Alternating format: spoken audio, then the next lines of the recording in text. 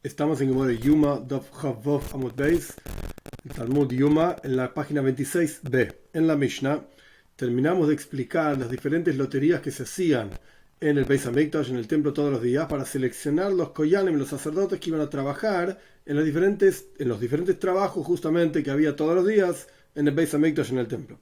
Continúa la Mishnah diciendo, 26b. Tomid kore betisha basara be'echadasar be'shnei masar lo ipaches lo yoiser. El Tomid literalmente significa siempre. La Torá dice que había dos ofrendas todos los días en el Beis Hamikdash, una a la mañana y una a la tarde. Y la Torá los llama Tomid shel Shachar, Tomid shel Ben Arbaim, la ofrenda constante de siempre, de la mañana y de siempre de la tarde. ¿Por qué se llaman así? Porque eran todos los días. Todos los días del año, todos los días de la semana, todos los Shabbat también, Yom Kippur, cualquier día tenía estos dos ofrendas. Por eso se la llama una ofrenda constante, siempre. Entonces, Tomir, esta ofrenda constante, se ofrendaba. Koreb se ofrendaba, Betisha, con 9 koyanim, Beasara, 10 koyanim, Beechadasar, 11 koyanim, Beshnemasar, 12 koyanim. Había diferentes situaciones, como vamos a estudiar, a lo largo del año, que requerían diferente cantidad de sacerdotes para hacer en la práctica la ofrenda de todos los días a la mañana y a la tarde. Ni menos ni más, no menos de 9, no más de 12. Keitzad, como es, Atzmoy Betisha. La ofrenda propiamente dicha era 9, no menos de esto.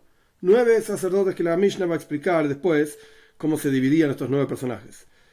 Behag en Sukois, que la Mishnah lo llama Hag, fiesta en Sukois, que había un trabajo adicional en el Beis Hamikdash, que es vertir agua sobre el Mizbeach, sobre el altar, Beyad Echotz Loichis Shel Maim. En mano de un kohen, o sea, había 10, ya no eran 9, eran 10, había una vasija con agua. Harei Kanasar, y aquí 10. Beinu Arbaim Be'echadasar. La ofrenda de la tarde se hacía con 11. ¿Por qué con 11? Hu atzmoy betisha. La ofrenda propiamente dicha era hecha con 9, como ya dijimos anteriormente, era la misma ofrenda, igual que la de la mañana. Ushnaim beyadam shnei gzirei eitzim. Y había otros 2 koyanim adicionales a los 9, llaman 11 entonces, que tenían 2 como si fuesen pedazos de madera, que después vamos a ver, eran usados para llevar al altar. A la mañana se llevaba madera y a la noche, a la tarde mejor dicho, se llevaba madera también. Ok, ya tenemos la situación de 9 entonces, tenemos la situación de 10 en Sukois y tenemos la situación de 11 todos los días a la tarde. Beshabes, en el día de Shabes, Be'echadasar, se hacía con 11 koyanim. Hu atzmoy betisha.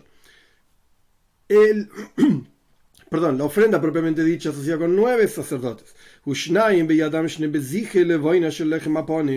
Y había 2 otros koyanim que tenían en sus manos una especie de cucharas, basijim, estos son basijim, cucharas de levoina. Levoina es algún tipo de especie, en castellano se lo llama helbena, no tengo idea de lo que es, una tipo de especie que se llevaba y se ofrendaba junto con el lechem aponim, el pan de rostros. No voy a explicar todos los detalles del pan de rostros ahora. En el templo de Beis Hamikdash había un lugar, una mesa donde había 12 panes, que se llamaba de rostro porque tenían como caras, pero ahora no vamos a explicar todo el detalle. El punto es que junto con esos panes había 2 cucharas con levoina, con esta especie, una especie de polvo. Entonces, esas cucharas se llevaban en llaves y se ofrendaban en el Mizbeach, en el altar. Entonces, si bien se hacía la ofrenda con 9 koyanim, pero en Shabes había otros 2 que tenían estas 2 cucharas de levoina que pertenecían al lechem aponim, al pan de rostros. Y por último, si caía Shabes dentro de Sukkot, y Sukkot son 8 días, entonces siempre alguno de Shabes dentro de Sukkot, de la fiesta de Sukkot, en manos de uno eran 12 en total. ¿Por qué? En Shabes se traía el korban propiamente dicho, 9 koyanim. Los 2 cucharas con levoina, ya tenemos 11 koyanim. Y además, si era Sukkot, había otro con una vasija de agua. Entonces ahí tenemos 12 koyanim. Este es el final de la Mishnah. Dice la Gemara, Dice Rababo, y hay quienes dicen que esto lo dijo Remi Bar Hama, Beisema Rabbi Yochanan, y hay quienes dicen que esto lo dijo en realidad Rabbi Yochanan. ¿Qué dijeron? Ein menazchin mayim b'chag el ametomet shel shachar. No se vertía agua sobre el altar en Sukkot, excepto a la mañana, junto con la ofrenda de la mañana, no en la ofrenda de la tarde, justamente con la ofrenda de la mañana. ¿Cómo sabes? Mimai, ¿cómo sabes esto? Responde la Gemara, Midikatani, porque la Mishnah dice claramente, nuestra Mishnah, Ubeshabes, entre paréntesis, no estamos estudiando Sukkot, no estamos estudiando ni Suhamay, invertir agua sobre el altar, pero una vez que llegamos a una Mishnah que trae esta idea, entonces la Gemara explica de dónde surge esta idea y cómo sabes este otro detalle que tiene que ver específicamente con Sukkot, que en Sukkot, en la ofrenda de la mañana, se vertía agua en el altar. Perfecto. ¿Cómo sabes que era la ofrenda de la mañana? Por nuestra Mishnah en Yuma. Esto es clásico del orden talmúdico, en donde de un concepto en un lugar se aprende en realidad un detalle sobre otro lugar. Vamos a ver, Mimai, ¿cómo sabes que solamente se vertía agua en el altar en la fiesta de Sukkot junto con la ofrenda de la mañana? Vitikatane, por cuanto nuestra Mishnah dice, Ube Shabes, Shebes Hag, y en Shabes, en Sukkot, Beyad Echot Sloichis Shelmaim, en las manos de uno había, el final de nuestra Mishnah, había una vasija con agua. Y ¿cómo aprendés de acá que estamos hablando del Korban, de la ofrenda de la mañana? Quizás de la ofrenda de la tarde. Y si me vas a decir, y si vas a pensar, mejor dicho, que estamos hablando de la ofrenda de la tarde, en cuyo caso en Sukkot también se ofrendaría agua, se vertiría agua sobre el altar. En la ofrenda de la tarde, vertir agua sobre el altar, también encontrarías. Esta es la traducción literal de lo que dice la Gemara. ¿De qué está hablando la Gemara? Dijimos que había un kohen, había un sacerdote que tenía que tener en sus manos una vasija con agua para vertir ese agua sobre el altar. Entonces, si estamos hablando de la ofrenda de la tarde, ya dijo la Mishnah que a la tarde había 2 koyanim adicionales a los 9 que llevaban las partes del Korban, de la ofrenda. Había 2 koyanim adicionales todas las tardes que además llevaban madera al altar. Entonces tenemos 9 de las partes del Korban, de la ofrenda. 2 son 11, 2 que llevaban madera son 11, más 1 que llevaba una vasija con agua. Entonces, si me vas a decir que se hacía la ofrenda de agua al vertir agua sobre el altar a la tarde, entonces no es el único caso en el cual encontramos 12 koyanim, 9 más 2 de la madera, 9 del Korban, de la ofrenda, más 2 de la madera, más 1 con agua, ahí tenés 12. Quiere decir que si la Mishnah cita que el único caso, único, subrayo, en que había 12 koyanim trabajando en llevar la ofrenda al altar, en el Beis Hamikdash había muchos más, en el templo había otros koyanim haciendo otras cosas, pero acá estamos hablando del Tomit, de la ofrenda de todos los días. Si me vas a decir que el único caso en el cual había 12 koyanim trabajando era cuando Shabes caía en Sukkot, ¿por qué? Porque había 9 trabajando en el Korban, 2 trabajando en Shabes con las cucharas de Levoina, más 1 que llevaba una vasija de agua. ¡Ey, momento! Pero si hacíamos el Korban a la tarde y vertíamos el agua a la tarde, ahí también tenemos otro caso en el cual había 12. 9 haciendo la ofrenda, 2 llevando madera y 1 llevando la vasija de agua. Pero la Mishnah no dice esto. Aprende de acá que solamente se vertía agua en el altar en Sukkot a la mañana. Esto es un clásico limud, una clásica forma de estudio talmúdica. La Mishnah está escrita en forma concisa, concreta, corta, comprimida, de manera tal que la persona se la pueda acordar de memoria, los que tienen buena memoria, etc.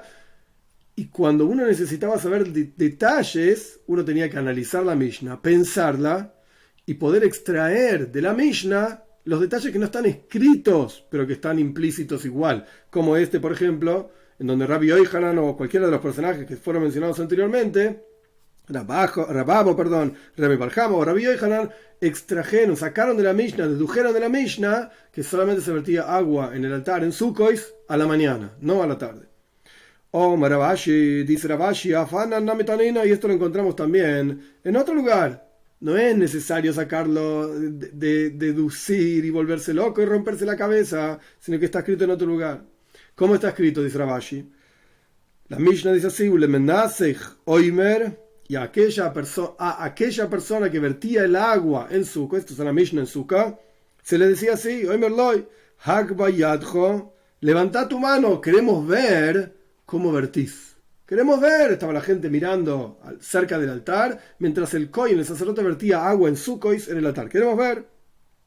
Ese agua se vertía en dos agujeritos que había en una de las esquinas del altar.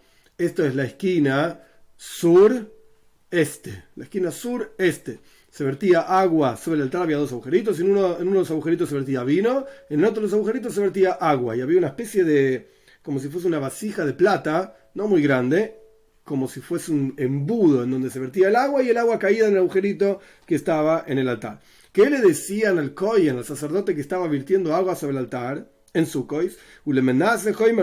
Aquel que vertía le decían así: levanta tu mano, queremos ver.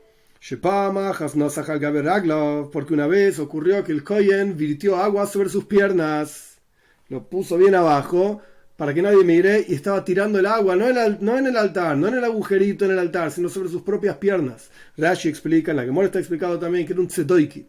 Tzedoikis eran aquellas personas que no creían en la Torá oral, solamente en la Torá escrita, de manera tal que todo este asunto de vertir agua sobre el altar en Sukkot se aprende en la Torá oral.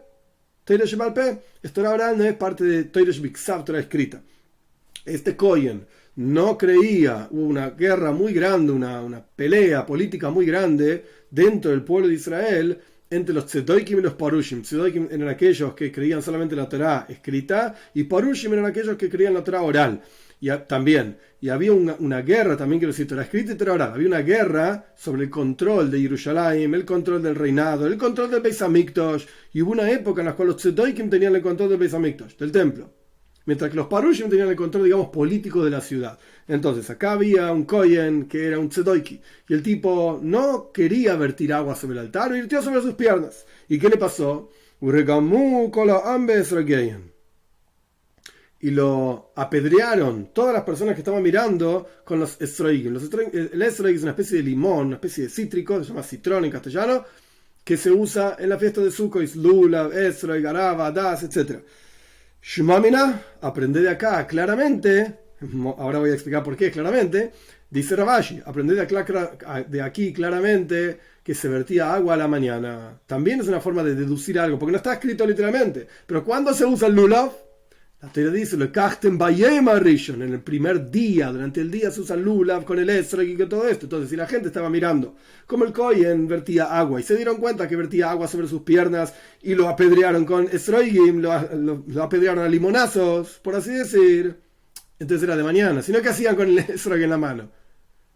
Si era de tarde, la gente podría haber ido a ver, para ver qué pasaba, el altar, etc. En el primer templo caía un fuego del cielo y consumían las ofrendas, ver a Dios, ser visto por Dios, todo bien. Pero si tenían el esrog en la mano, es porque era de mañana. Así explica Ravashi. Bien, punto. Taño. Aprendimos en una braisa lo siguiente. Rabbi Shimon ben Yochai, Oimer, dice Rabbi Shimon ben Yochai, otros dicen Bar Yochai, es lo mismo, es la misma persona.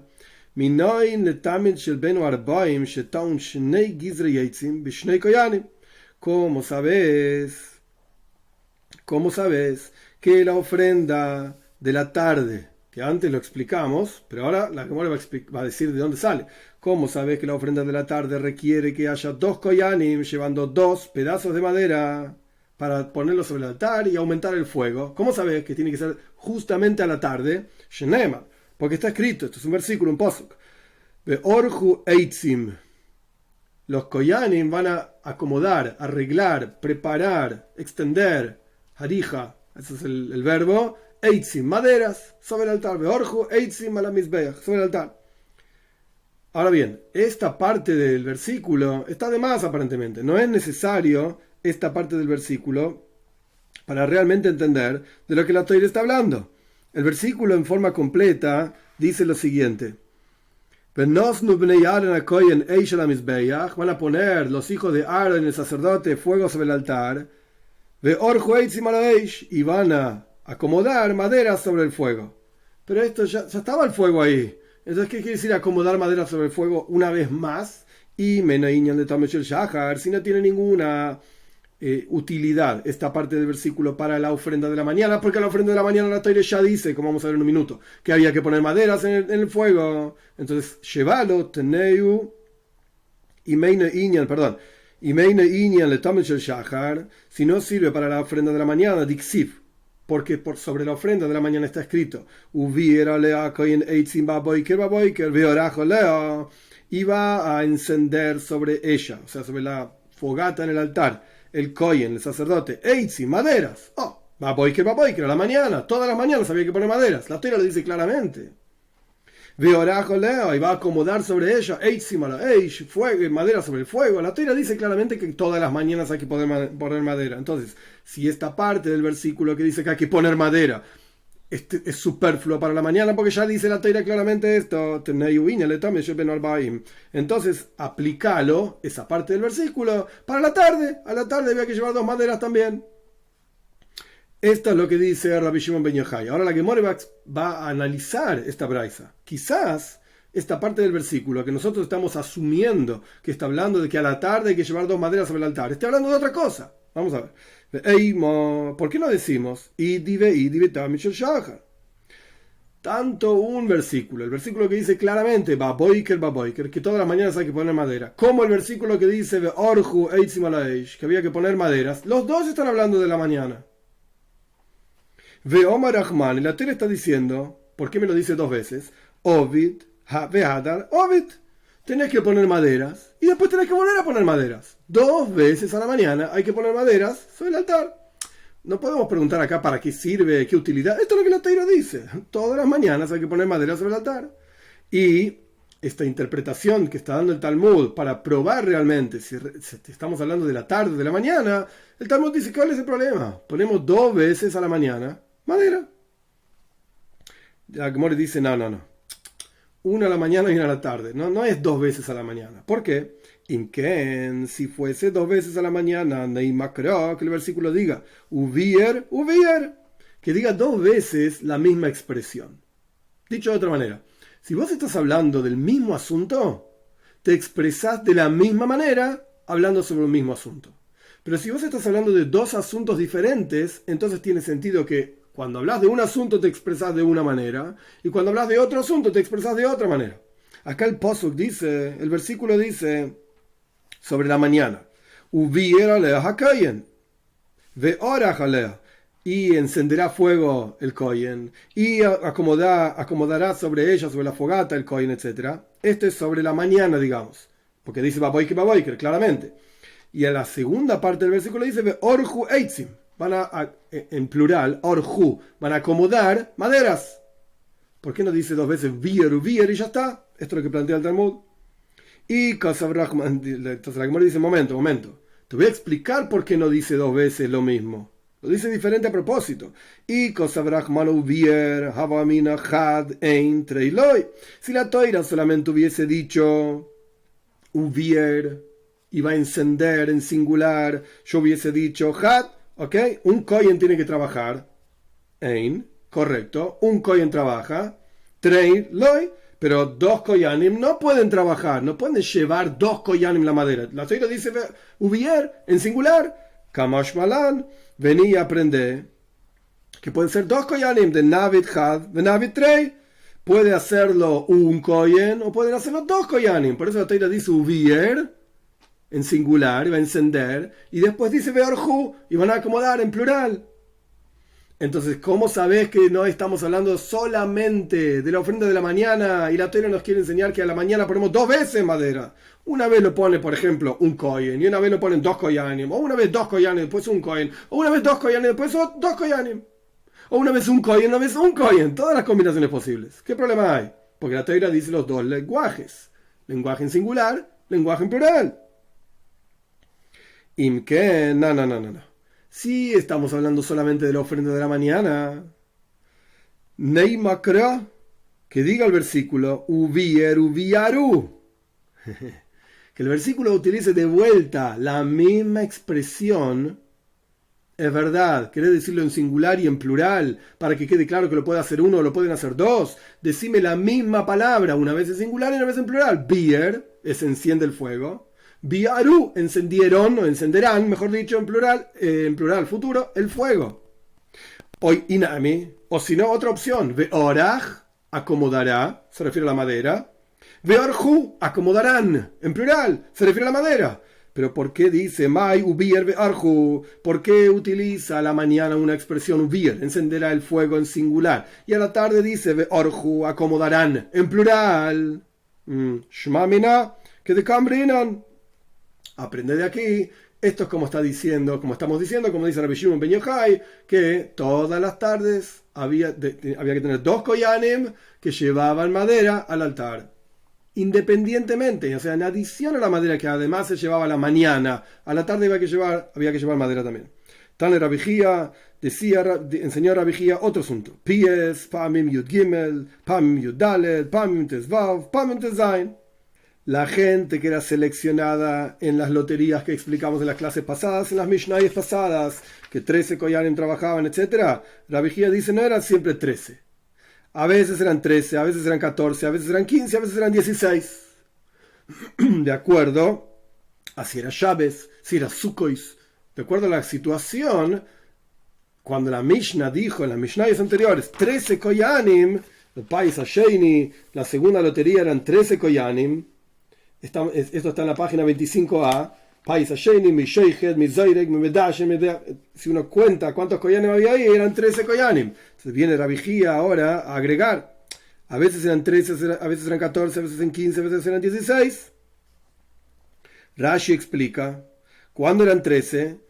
13 eran, como dice la Mishnah, en los días comunes, digamos.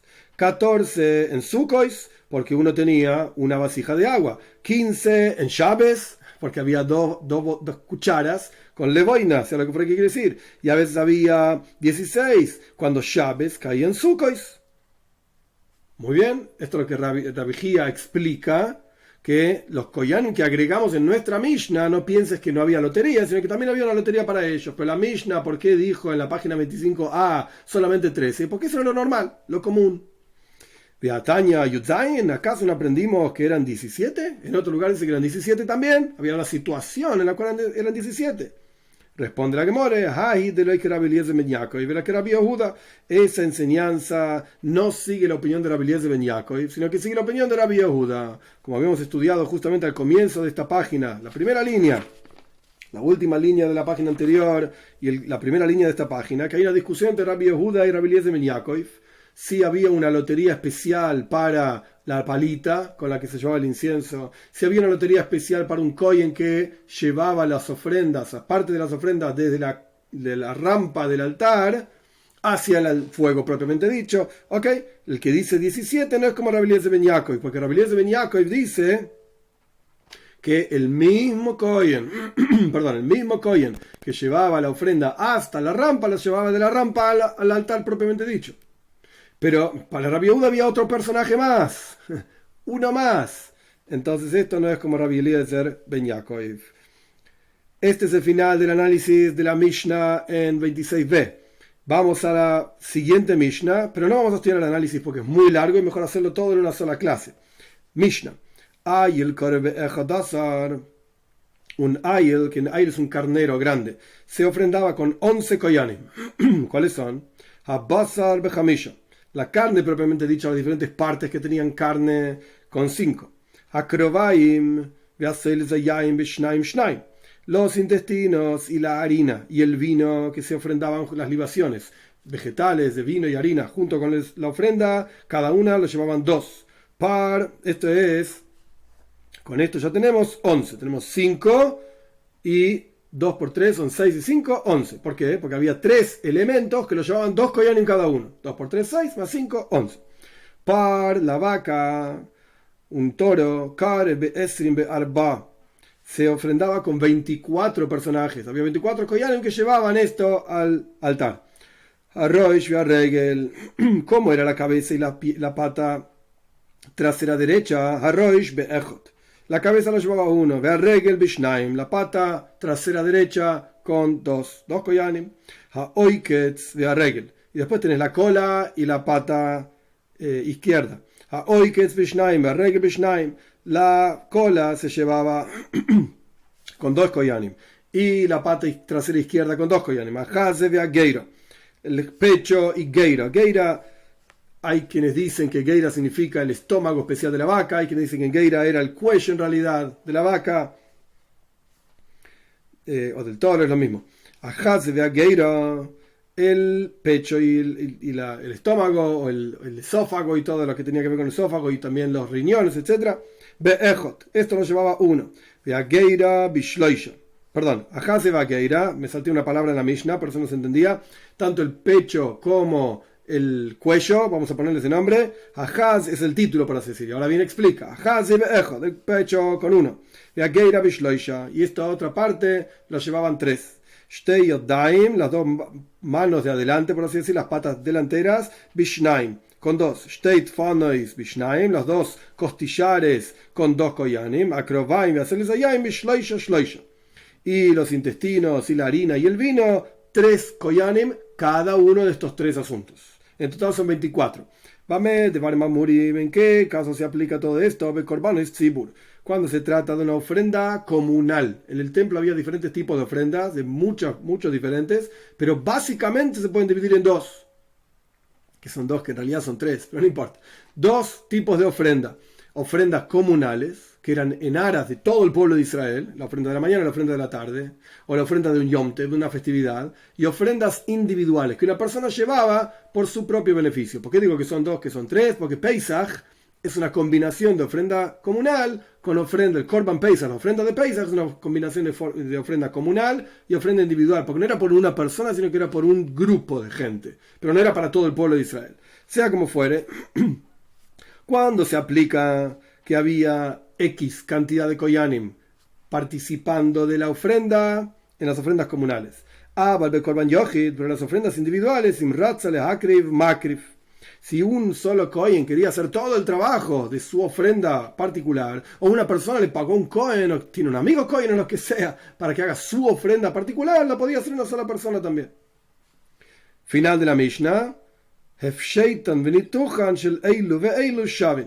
A pesar de que hay una diferencia entre la ofrenda comunal y la ofrenda individual, que la ofrenda comunal tenía que ser hecha por una cantidad determinada de koyanim, según la ofrenda, y la ofrenda individual podía ser hecha por un solo kohen. Sin embargo, desollar, o sea, sacarle la piel, venitujan y el cortado en diferentes partes de la ofrenda, para después darle cada parte a un kohen para que la lleve, etc., tanto estas como aquellas, las ofrendas comunales y ofrendas individuales, shavin, son iguales.